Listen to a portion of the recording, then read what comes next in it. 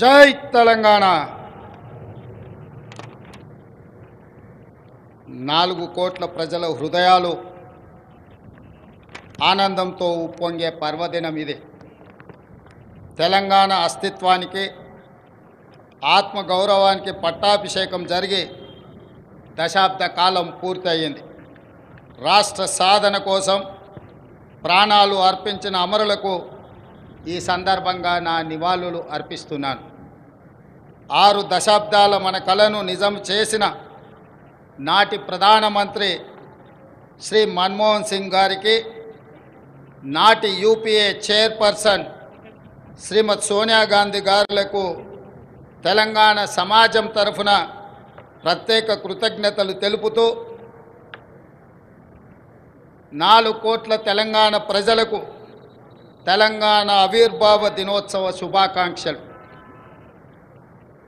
స్వేచ్ఛ తెలంగాణ జీవన శైలిలో భాగం. బానిసత్వాన్ని తెలంగాణ భరించదు. ప్రేమను పంచడం, పెత్తనాన్ని ప్రశ్నించడం మన తత్వం. ఆకలినైనా భరిస్తాం కానీ స్వేచ్ఛను హరిస్తే సహించం. దాశరథి చెప్పినట్టు తెలంగాణ అమాయకపు నెరజానే కానీ అన్యాయం జరిగితే తిరగబడే నైజం కూడా మనలో ఉంది. సంక్షేమం ముసుగులో ప్రజాస్వామ్యాన్ని చెరబట్టాలని చూస్తే తెలంగాణ భరించదు. ప్రాంతేతరుడు ద్రోహం చేస్తే పొలిమేరల వరకు తరిమి కొడతాం. ప్రాంతం వాడే ద్రోహం చేస్తే ప్రాణాలతోనే పాతి పెడతాం అన్న కవి కాళోజీ మాటలు అక్షర సత్యాలు. మిత్రులారా, డిసెంబర్ 7, 2023న ప్రారంభమైన ప్రజాపాలనలో స్వేచ్ఛ పునరుద్ధరణకు మొదటి ప్రాధాన్యత ఇచ్చాం. ముళ్ళ కంచెలు, ఇనుప గోడలు తొలగించాం. పాలకులు పాలితుల మధ్య గోడలు బద్దలు కొట్టాం.